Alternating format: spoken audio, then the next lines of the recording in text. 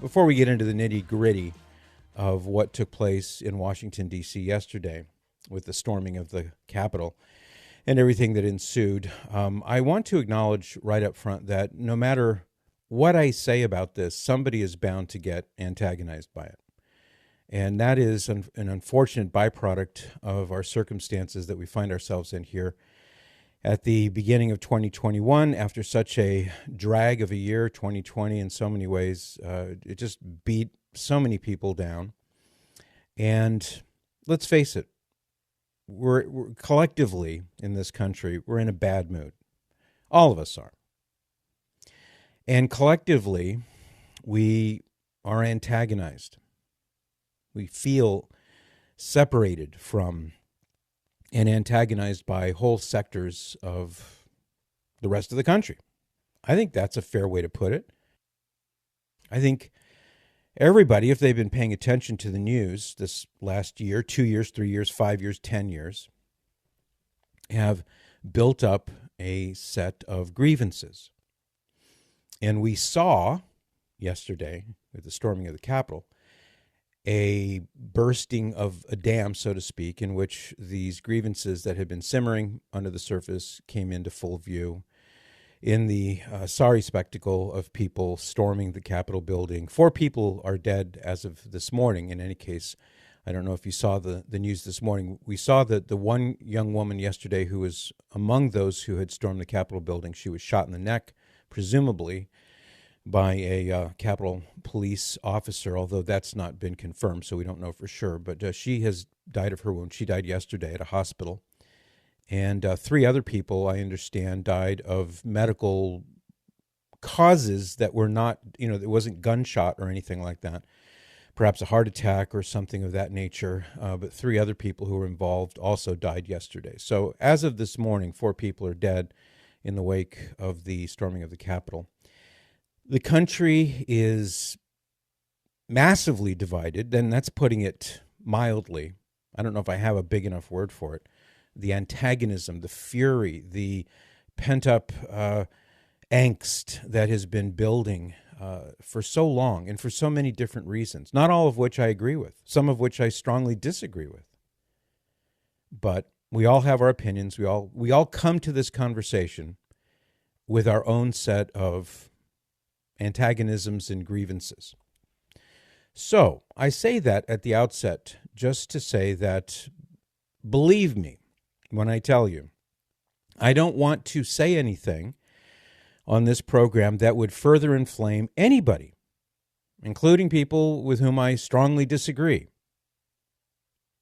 I don't want to say or do anything unnecessarily that will add to the already fever pitch of people's emotions. Please understand that. And please believe me, because I am absolutely sincere about that. But I don't see how we can have a conversation about what happened yesterday in the nation's capital without talking about the reality of what's going on in this country. I don't see how we can do that. I don't know how you can have that conversation. And furthermore, we have to have the conversation. And I don't mean specifically on this program. What I mean is, as a country, it can't continue like this. We can't live like this. I don't want to live like this. Do you want to live like this, Cyrus? Do you want to turn on the TV every other day and see what you saw yesterday? No. Something's got to give. And something did give yesterday. Now, you may be saying, all right, so give us the bottom line, Patrick. Cash value here, please. What do you think about what happened yesterday? I think it was terrible. It was wrong. It was lawless. And I understand, because I've gotten an earful from friends and others who, but what about all the things that kind of led up to people snapping the way they did yesterday? I'm well aware of it. Perhaps one way to begin talking about what happened in the Capitol yesterday would be to listen to a couple of people who are prominent, one of whom is in the media, the secular media. He works at CNN. You may know him. His name is Chris Cuomo. And the other is I guess now, I guess this is the official thing because the vote was certified yesterday, as I understand. Vice President Pence, he confirmed that. Former Senator Kamala Harris, now Vice President Kamala Harris. Can't believe I'm really saying those words, but there it is. And both of them had some commentary about what we saw yesterday, except they didn't give the commentary yesterday. They gave it somewhat before that. And they were opining on the issue of violent demonstrations. I'm not talking about just demonstrations per se, the kind where people are out in the streets exercising their First Amendment rights to free speech and to peaceably gather, peaceably assemble, as it says in the Constitution. I'm talking about the buildings being torched and police cars being torched and windows being smashed and property being destroyed and people being beaten and in some cases killed. That's what they're referring to. Why don't we begin with Kamala Harris? Let's begin with Kamala Harris, Cyrus. And this is her. Do you have the date on this audio, Cyrus? I'm sorry, I don't. All right. Okay. This is all is forgiven. This is near what? It's in the summertime, I think. Year 27 of the riots. Yeah. So this is in the summertime. That much I know. So here is Kamala Harris speaking about the violent demonstrations that were going on all across the country. Let's listen. I'm telling you, they're not going to stop. And everyone beware, because they're not going to stop. They're not going to stop before Election Day in November, and they're not going to stop after Election Day. And everyone should take note of that on both levels, that they're not going to let up, and they should not. Okay. Now, in her commentary there, you understand that I'm sure today she would say, oh, no, I wasn't talking about violent demonstrations. I was just talking about like Black Lives Matter demonstrations and people who are out in the streets peaceably. But that's not all that was going on. And in the midst of her commentary, there were all the things that I just described, buildings being destroyed, police cars, and all of the above. So take note of what she said. This is not going to stop, nor should it stop. She said that this is something that should not stop. And we're talking about these rampaging demonstrations, among other forms of demonstration. Now let's pivot to Chris Cuomo. I always have to stop and think, is it Chris or Andrew? Because Andrew's the governor, Chris is the news guy. So this is Chris Cuomo on CNN offering his commentary at about the same time last year, talking about the demonstrations, some of which, and I think even on the background, the screen behind him shows buildings on fire as he's making this commentary. So it's not merely just the peaceable demonstrations out there, but those that were not peaceable, those that were violent with property and people being harmed. This is what Chris Cuomo on CNN had to say. Now, too many see the protests as the problem. No, the problem is what forced your fellow citizens to take to the streets. Persistent and poisonous inequities and injustice. And please, show me where it says that protests are supposed to be polite and peaceful. It's nothing to laugh about, but I can't help but laughing because he's defending violence. But not today. Neither Kamala Harris nor Chris Cuomo are defending violence today. In fact, if you were to have perused some of the news reported yesterday, you would have noticed that there was, and rightfully so, a horror, a disbelief even, to see people violently attacking the D.C. police, for example, those who were guarding, such as they did, guarding the Capitol building. And they talked about how horrible and awful and un-American and non-patriotic it is for that to have happened. And yet these same people, and many like them on the left, they were excusing and explaining away and even condoning, as you just heard, violent demonstrations. Where does it say that they have to be peaceful? Well, Chris, I don't know if you ever studied civics or anything, but it's right there in the Constitution that we have the right to peaceably assemble. And that's not what happened. For the most part, it did, but much of what happened in the demonstrations throughout the year were peaceful, but many of them were not. as I've already discussed. And that was A-OK. At that time, that was A-OK with CNN and Kamala Harris and so many other people who were just like, yeah, this is the voice of the unheard. These people who are out in the streets, these people who are smashing windows and torching police cars, and yes, even at times harming other people. This is their only form of expression because they're unheard. So we have to listen to their voice. And we have to sit back and allow them to rampage in the streets because that's the only way they can get their voice across. And where does it say that they have to be peaceful anyway? Kind of thing. Now, you got the other side of the political spectrum up in arms, literally, with the attack on the Capitol building yesterday. And these same people who were condoning and running cover for similar things that went on in this country over the last 10 months or so, well, especially since the end of May, now they, in my view, feign a kind of outrage. So you may say, well, where do I come down on this? Not that what I think about it matters one way or the other, but since I'm the guy talking in the microphone right now, I might as well put my cards on the table. I think what happened yesterday was terrible. Absolutely terrible. I don't condone it. I didn't like it. I wish it hadn't happened. It shouldn't have happened. But I have said the same thing, and you've heard me say this many times on the air on this program, about the demonstrations from the other side of the aisle, so to speak, that have been taking place in this country since the end of May, and even before that, for that matter. So my position hasn't changed, and I'm not saying, well, you have to understand how people think, and I never bought into that. I never bought into the notion that this is the voice of the unheard. And this is the legitimate way for them to express themselves, by using violence and destroying things and harming people. I didn't agree with it then. I don't agree with it now. So my position has stayed the same.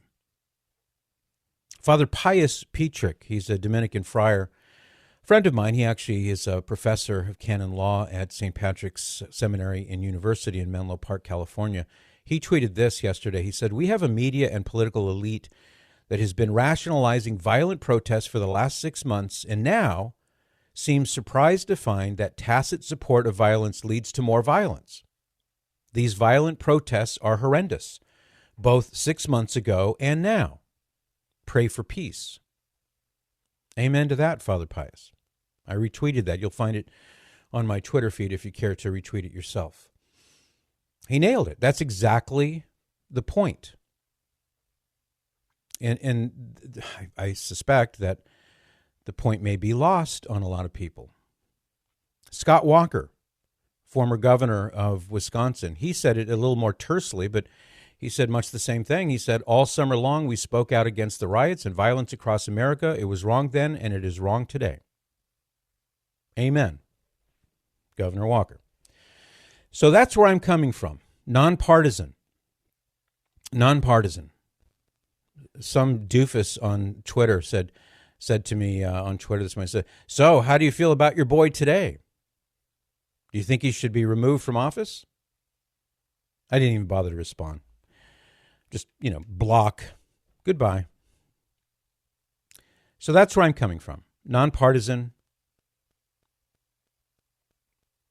And I'm saying the same thing that I've said all year long. Now, I'm curious to know what you think about this. Obviously, it would be weird if we just started talking about other things today, pretending that the momentous event didn't happen in Washington, D.C. yesterday. I mean, there's no way to ignore that. And quite frankly, my fear is that there's no way to talk about it without groups of people being alienated and angry. And that's the last thing that I want. I don't want you alienated. I don't want you angry. I mean, heck, we already have enough of that as it is, right?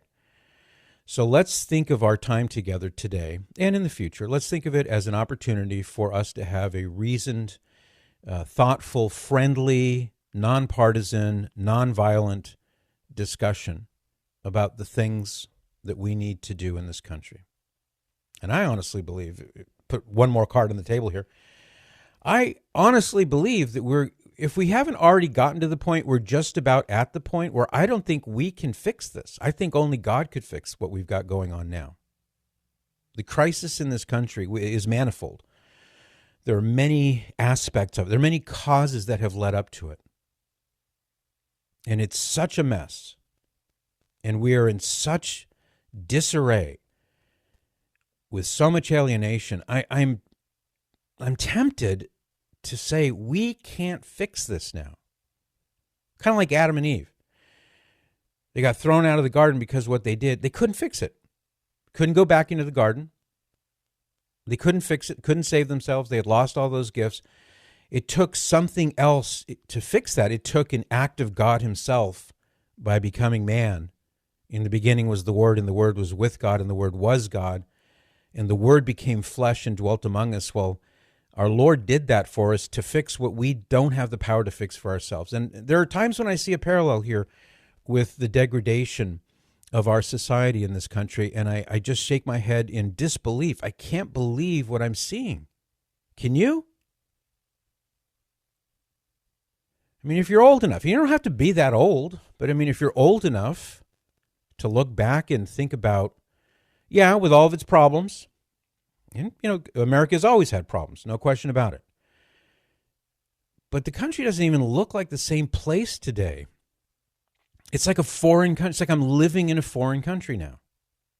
It's not the country that you and I grew up in. And something has changed so fundamentally that we can see over the course of 2020, this more or less nonstop rioting and angry demonstrations, and whether or not it was physical violence, there was plenty of verbal violence to go around nonstop, leading up to what happened yesterday. And who knows where it will end. I really do believe that only God can fix this, or at least I'm 99.99% sure of it, because I don't see any solution on the horizon. Do you? And if you do, please share it with us so that we can begin implementing it. Prayer, yes, obviously. Pray. What did Our Lady say at Fatima? 1917. Eons ago. Over 100 years ago. What did she say? Russia will spread her errors throughout the world. If you don't pray the rosary, if you do, if certain things don't happen, if you don't turn back to God, some really terrible things are going to happen. And what did she say to the average rank and file guy or girl like you and me? She said, pray the rosary. Pray the rosary. So I'm out of I'm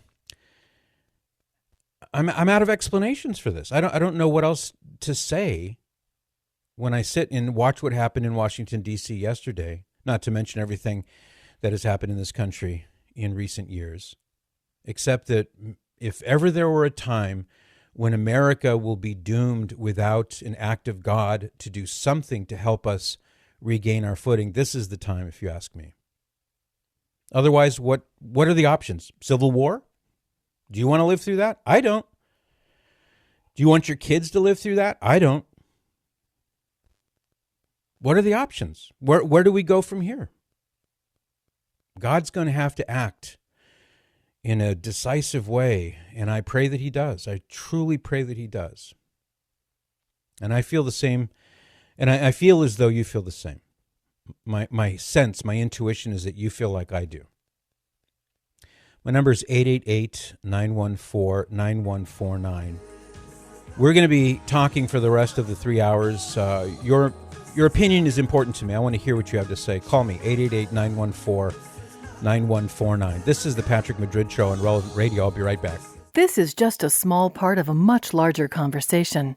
You can hear the entire call by visiting the link in the description above.